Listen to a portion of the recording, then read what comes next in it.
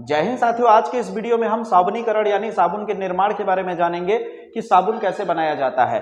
साबुन का निर्माण चाहे वो कपड़े धोने का हो, चाहे वो नहाने का साबुन हो, उसको कैसे बनाया जाता है बहुत ही बेहतरीन ढंग से समझ में आएगा दोस्तों। बस वीडियो को पूरा अंत तक देखें। अगर आप बोर्ड एग्जाम के छात्र हैं तो ये वीडियो आपके लिए बहुत ही कीमती है दोस्तों, क्योंकि साबुनीकरण बोर्ड एग्जाम में काफी बार पूछा जाता है। बिना देर के आइए स्टार्ट करते हैं।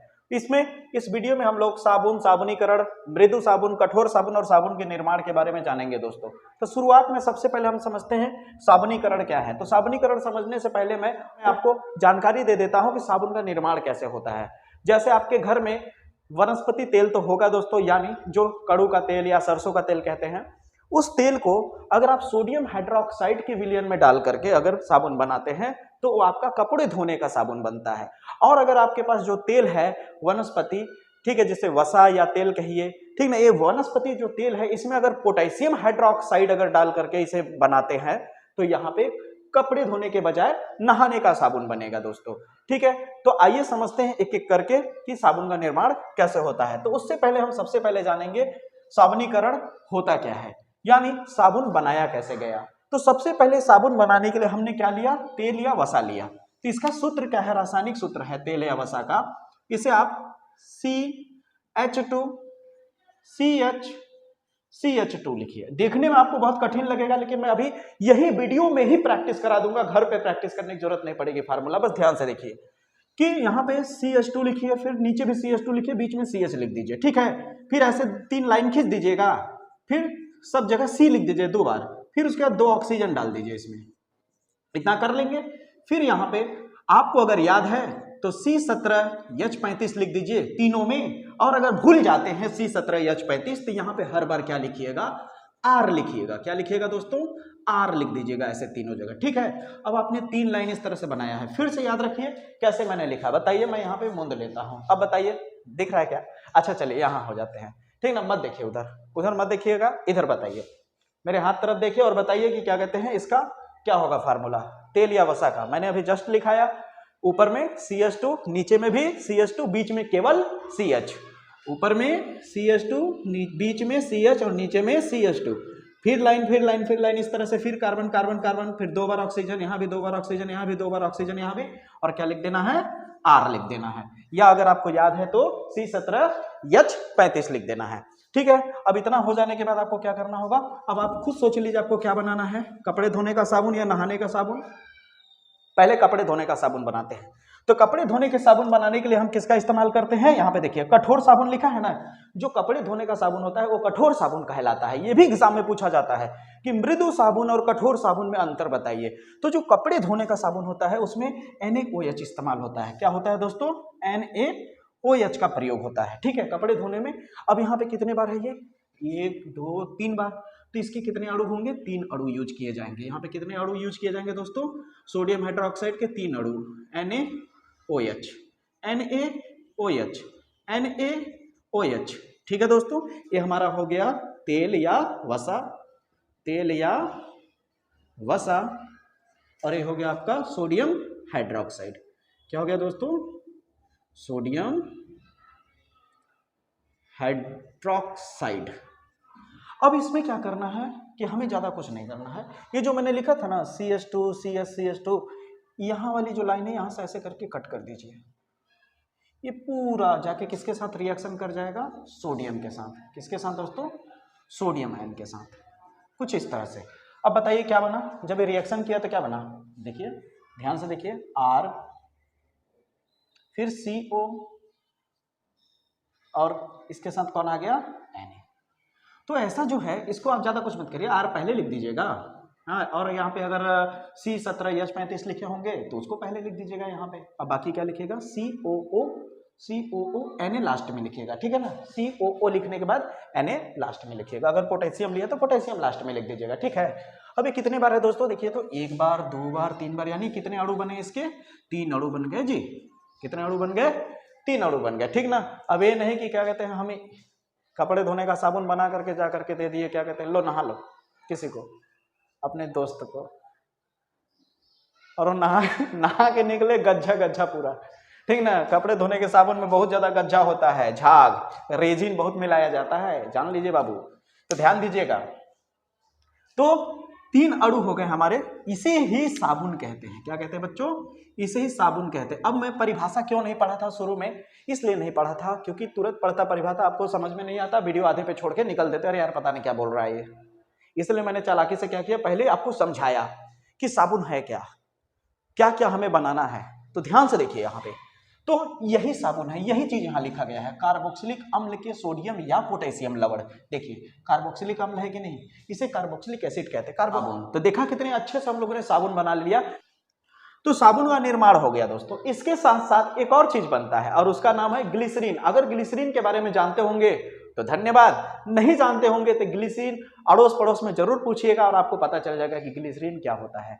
ठीक है दोस्तों, तो चलिए ध्यान से देखिएगा। अब ग्लिसरीन कैसे बना, ग्लिसरीन कहते किसे हैं, तो मैं यहाँ पे लिख देता हूँ इस जगह पे। ठीक है, आपको दिखेगा, ध्यान से देखिए, यहाँ साइड में लिखा हूँ इसलिए मैं यहाँ पे थोड़ा सा छोटा में लिखूंगा। ठीक है, थोड़ा छोटा लिखूंगा। यहाँ पे जो बच गया है ना, ये क्या बचा है, CH2 CH2 यही बचा है दोस्तों। इसी के साथ जो इस साइड में क्या बचा हुआ है, OH OH OH, ये तीनों OH यहाँ जा करके चिपक जाएगा इस तरह से, और ये क्या बन जाएगा, ग्लिसरॉल बन जाएगा दोस्तों। ठीक है, जिसे ग्लिसरीन भी कहते हैं।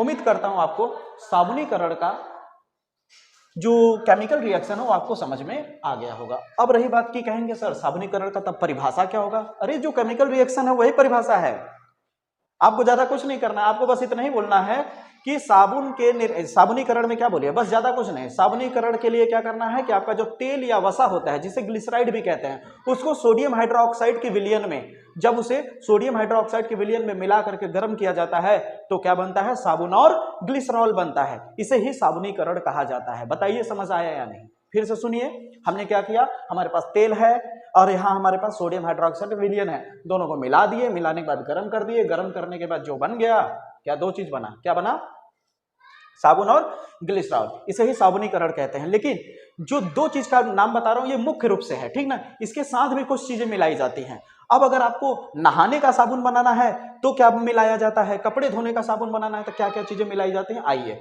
अब हम समझते हैं साबुन के निर्माण के लिए जो कच्चे पदार्थ मिलाए जाते हैं वो क्या क्या होते हैं।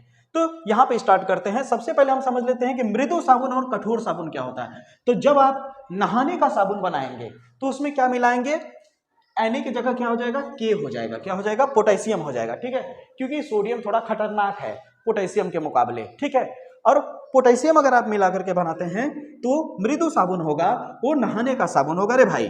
और क्या कहते हैं, अगर सोडियम मिलाते हो तो कपड़े धोने का साबुन होता है। ये नहीं कि कपड़े धोने का साबुन ले आके नहा लें, ज्यादा चमक जाएंगे, ध्यान दीजिएगा। साबुन जो होता है वो कपड़े धोने का साबुन होता है, याद रखिए। फिर से सुनिए, मृदु साबुन नहाने का साबुन, कठोर साबुन कपड़े धोने का साबुन। अब रही बात साबुन का निर्माण कैसे किया जाता है। साबुन का निर्माण देखिए, कच्चे पदार्थों में क्या क्या यूज किया जाता है साबुन बनाते दौरान। सबसे पहले वनस्पति तेल के बारे में मैंने बता ही दिया, कास्टिक सोडा के बारे में बता ही दिया, जिसे कास्टिक के बारे में चाहे वो सोडियम हाइड्रोक्साइड हो या पोटेशियम हाइड्रोक्साइड, ठीक ना। कच्चे पदार्थों में सबसे पहले वनस्पति तेल, जैसे कि मान लीजिए कड़ू का तेल हो गया, सरसों का तेल, ये सब जो चीजें हैं उसका इस्तेमाल करते हैं। ठीक है, उसके साथ साथ और चीजें क्या मिलाई जाती है, अब आती है बारी यहाँ पे। अब आता है सोडियम सिलिकेट। सोडियम सिलिकेट भी साबुन बनाने में मिलाया जाता है दोस्तों। अब सोडियम सिलिकेट क्यों मिलाया जाता है, यहाँ पे मैंने लिखा है, जो फैक्ट्री वाला होता है साबुन को वजनदार करेगा तब न बेचेगा। साबुन के भार बढ़ाने के लिए सोडियम सिलिकेट का ये यूज किया जाता है। साबुन के चमक के लिए देखते होंगे, बड़ा लक्स साबुन या डब साबुन, इन लोगों को देखे, या बहुत सारे साबुन देखेंगे बड़ा चमकते हैं रे भाई, बहुत चमकते हैं, ऐसा लगता है कि उन्होंने हीरा उरा निकाले हैं। ठीक ना, कुछ ऐसे साबुन हैं हम देखे हैं, एक साबुन तो ऐसे आर पार दिखता है, ठीक ना, और वो सख्त होते हैं, साबुन देखवा करते हो मजबूत होता है, उसके साथ साथ चिकना भी होता है। तो यानी भार बढ़ाने के लिए, चमक के लिए, सख्त करने के लिए और चिकना करने के लिए क्या मिला दिया जाता है, उसमें सोडियम सिलिकेट मिला दिया जाता है। क्या मिला दिया जाता है मेरे भाई, सोडियम सिलिकेट मिला दिया जाता है। उसके साथ साथ जैसे मान लो डिटोल साबुन हो गया या लाइफ बॉय साबुन हो गया। देखो बहुत सारे ऐसे साबुन जो होते हैं, प्रचार दिखाते हैं ना कि कीटाणुनाशक है, आपके शरीर में जितना मैल सैल है सब हटा देगा, ठीक है ना। तो उसके लिए वो लोग क्या मिलाते हैं, मिलाते हैं वो लोग, कार्बोलिक एसिड। कार्बोलिक एसिड क्या होता है? कीटाणुनाशक होता है दोस्तों। कार्बोलिक एसिड क्या होता है? कीटाणुनाशक। अब साबुन में गंजा जो उत्पन्न होता है, झाग जो उत्पन्न होता है, देखते होंगे जो साबुन में झाग आता है, झाग के लिए रेजिन डाला जाता है। क्या डाला जाता है? उसमें रेजिन मिलाया जाता है। और उसके साथ साथ आप जानते होंगे नहाने के साबुन में, चाहे वो लक्स साबुन हो, देखते होंगे बड़ी सुगंधित साबुन, गुलाब, कमल का फूल, गेंदा का फूल, पता न कौन कौन सुगंध आएगा उसमें, हाँ, जास्मीन की सुगंध, हाँ, अजीबो गरीब क्या कहते हैं सुगंध डाल देते हैं साबुन वाले मेरे भाई। हाँ, और वो कौन सा चीज होता है? वो रंग मिलाते हैं साबुन को कलर देने के लिए, सुगंधित करने के लिए सुगंधित पदार्थ मिला देते हैं। तो कुल मिलाकर के साबुनीकरण का क्या मतलब है कि साबुन के निर्माण में वनस्पति तेल का इस्तेमाल किया जाता है, उसके साथ साथ कास्टिक का इस्तेमाल करते हैं, मिला करके भाई उसको साबुन बनाते हैं। उसमें कुछ और चीजें मिलाते हैं जो कि मैंने बता दिया। तो कच्चे पदार्थों में क्या मिलाया जाता है? वनस्पति तेल, caustic, sodium silicate, carbolic acid, resin और रंग और सुगंधित पदार्थ, ठीक ना। तो कपड़े धोने में ये ज्यादातर प्रयोग नहीं होते हैं रंग वाला, ठीक ना, सुगंधित पदार्थ। लेकिन अब की कंपनियां क्या कर रही हैं? सुगंधित पदार्थ, रंग, कलरफुल सब डालने के लिए डाल देते हैं, ठीक ना। तो कुल मिलाकर के आपको क्या समझ में आया दोस्तों कि साबुनीकरण, साबुन के निर्माण के लिए क्या क्या प्रोसेस होता है। उम्मीद करता हूं दोस्तों कपड़े धोने का साबुन और नहाने का साबुन आपको अच्छे से समझ में आ गया होगा कि उसका निर्माण कैसे किया जाता है दोस्तों। अगर बोर्ड एग्जाम में आए तो इसे अच्छे से लिखें, और अगर आपको बेहतर वीडियो लगा हो तो दोस्तों तक जरूर शेयर करें दोस्तों, ताकि इस तरह का वीडियो मैं और सारा लाता रहूं, बेहतरीन से बेहतरीन वीडियो। तो जय हिंद, जय भारत।